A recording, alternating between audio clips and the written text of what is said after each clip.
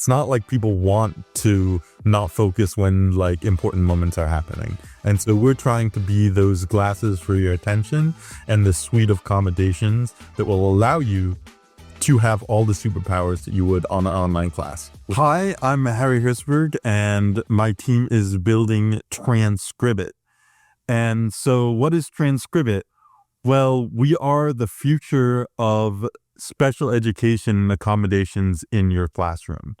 So schools haven't really changed that much for the last 50 years.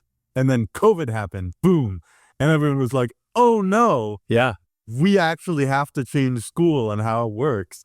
And everyone, like, it was the Wild West out there. Everyone had these online tools. People had Zoom. People were putting up like little faces in front of their camera so that they could take a nap or drink some soda or beer. And completely the Wild West in both schools and also in work. And then we moved back after COVID. And it's kind of like people forgot about that. But really for students with disabilities, there was a lot of negatives to COVID, but also a lot of positives, including a huge suite of accommodations that they just had baseline access to. And it's kind of like the invisible problem, right? If you're given an accommodation, right, for someone who's blind, but you don't have a blind person designing this accommodation, you don't have blind people testing this accommodation, you're just like, oh yeah, this should probably work. It meets the required specifications for a blind person. It's not going to work very well. But now that everyone had these accommodations, people realized where they were lacking, and there was a huge effort and huge push to make these accommodations better online. And so what we're doing is we're bringing these online accommodations, all these kind of superpowers, to in-person classes and giving them to everyone so that when there's a gap in these accommodations, because so many people go undiagnosed. I have so many friends who are in their 40s who are like, oh yeah, I just realized I have ADHD or I'm autistic, right? For sure. They've been struggling in class, not knowing why, thinking, oh, they're probably stupid. But the thing is, if you're in a class or in any environment and you can't focus, no one's going to, like, if you had a pill, pill's a bad example, but if you had a way to make you focus every single time, magically snap your fingers, every single person would take that. It's not like people want to not focus when like important moments are happening. And so we're trying to be those glasses for your attention and the suite of accommodations that will allow you to have all the superpowers that you would on an online class with every single person. Got it. Obviously, I sense a lot of inspirational moments and motivation to help solve that problem. Was there one particular experience that seems like the kind of aha moment for you that inspired you to start building this company and pursuing this issue?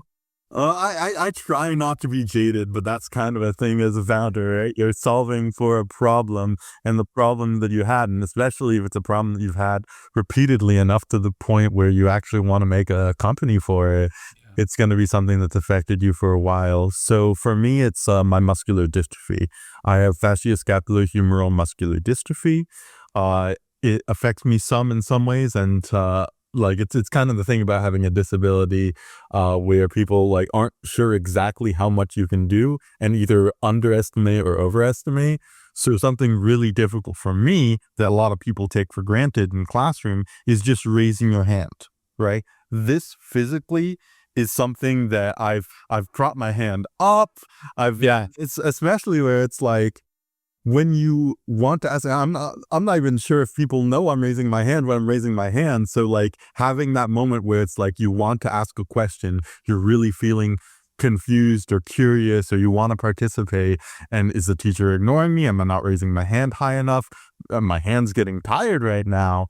So that kind of moment was like, oh, I want to make an accessibility tool that everyone can use that will allow people to do stuff like the superpower. I don't know if you guys can see it in the podcast, but I'm raising my hand on this Riverside application. That's really cool. And the fact that I could do that in my online classes, like, was a game changer for me. I was like, why is this not existing in in-person classes. This is insane. Yeah. Love it.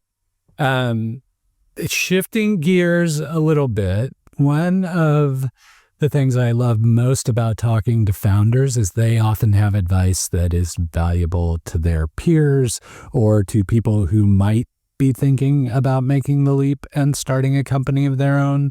From your perspective, what's one piece of advice you would give to a fellow startup founder or a person who is thinking about pursuing something?